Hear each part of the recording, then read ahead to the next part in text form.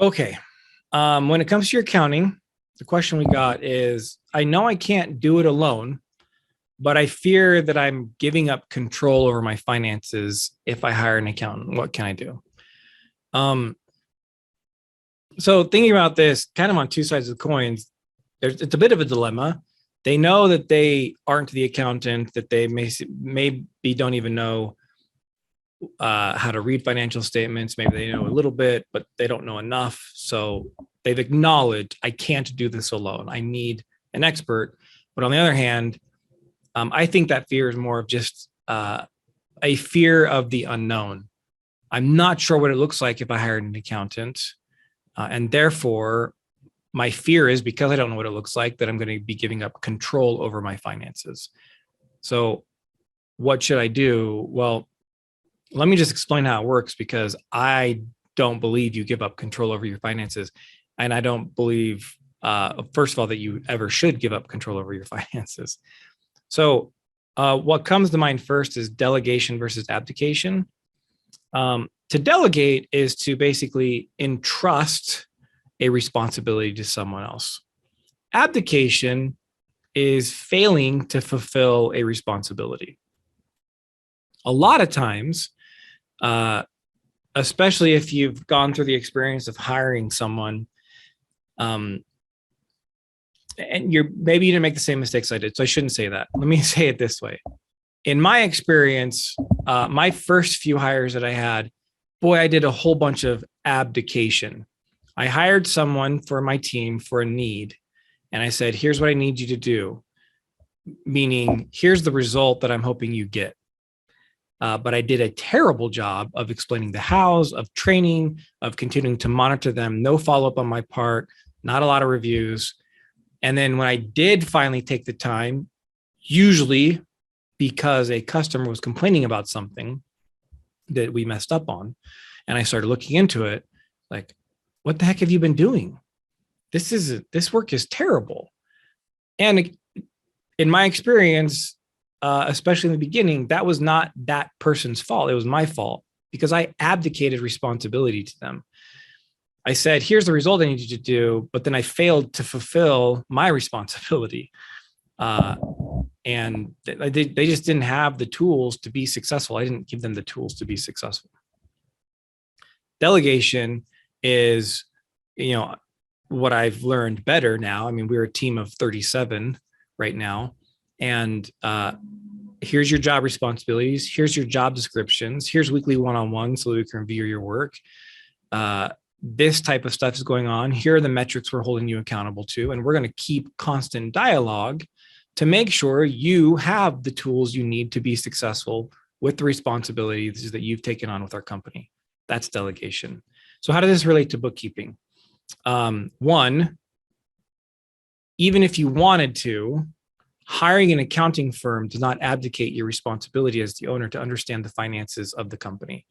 You will always have a level of responsibility, because ultimately, if the bookkeeper fails you, your business is the one that goes out of business, not theirs.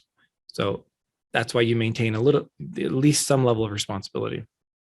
And the other aspect is there's always some amount of your time that you are going to need to dedicate to understanding the finances of your company. Now, you can set it up in such a way where it is the most efficient for you, and it's in an area that you can be comfortable with without having to know necessarily all the back end crap of bookkeeping and accounting. So let me give you a couple examples that came to mind. In the CrossFit world, once a year, there's this thing called the CrossFit Open. And last week, they just finished the third and final workout of the Open. And in that workout, there's a couple rounds involved.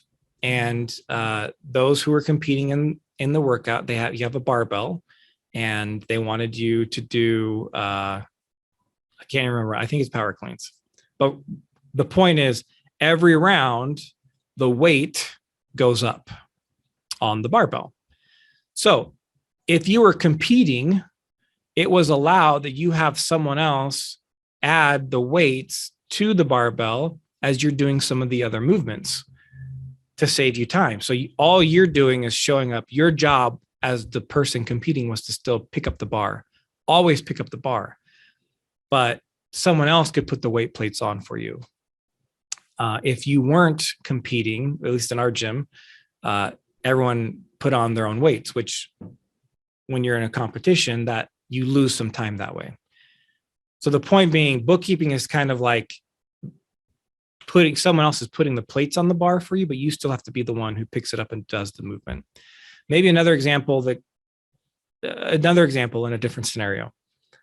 It's kind of the difference between being at your house and making a sandwich versus going to a restaurant and buying a sandwich. In both scenarios, you are eating a delicious sandwich. But when you buy the sandwich, someone else did the work of putting it together for you.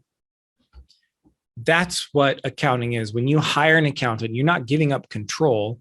You still have control over eating the sandwich, but they're doing the data entry. They're doing the back end stuff to compile and put together the sandwich for you. That's all you're doing. So that's why I'm saying you're not giving up control. Now, if you've never hired an accountant before, yes, they do need access to your bank accounts and they do need access to your credit cards. It's the best way to make sure that you are eliminated from the making the sandwich process as much as possible.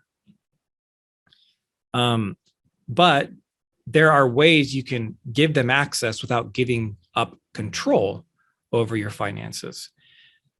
So there are, with bank accounts, you can set up users, and most of them, everything that we've seen with our clients, and we have, we're 300 plus bookkeeping clients. You can set up access called viewer only access. So they see what's going on, but they can't actually do anything.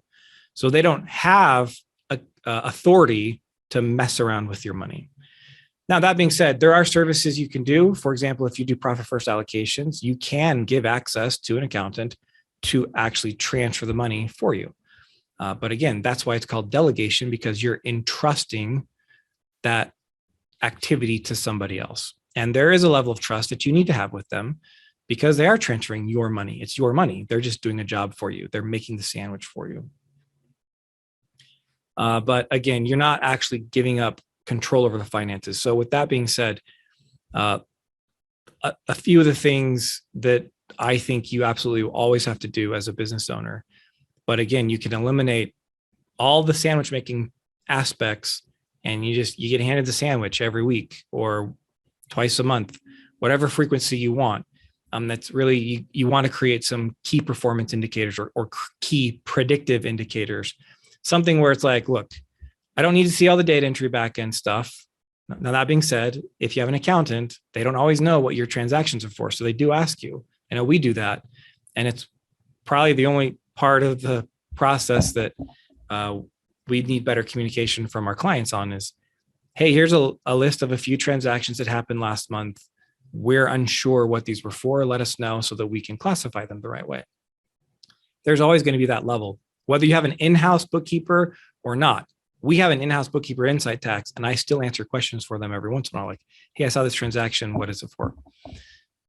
So again, there's always some level of responsibility you're going to have. But that's minimal. So you can then set up, say, I don't actually want to see the full profit and loss statement. I want to see revenue. I want to see my net income. Those are two, technically, they're called KPIs. Or marketing department. I want to see how many leads we got. I want to see how many we closed. I want to see new revenue for the month.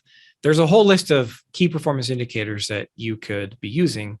But again, ultimately, by having an accountant, they're doing all the back end stuff for you. And depending on the level of service that you're getting from the accounting firm, they could just be sending you this report of key performance indicators that you're interested in seeing. So it's like having a chef make the sandwich for you. It sounds nice, right? It is pretty nice. So I hope that answers that question. You're not giving up control when you hire an accountant. I do think, though, not every business owner feels that they can't do it alone. Some feel like, yeah, I can totally handle my own finances. And that's great. If you can do that, that's awesome. But if you're in that boat where you're like, I know this isn't my expertise, I'm not sure all these different things, I'd like to learn more about it, but I only want to learn enough to know that I can successfully run my company. You're probably in the boat where it makes sense to find an accountant and talk to them. It doesn't hurt to have a conversation with someone and just say, well, what does it look like? What does your service look like? What does the deliverable look like? What are my responsibilities in you doing my accounting?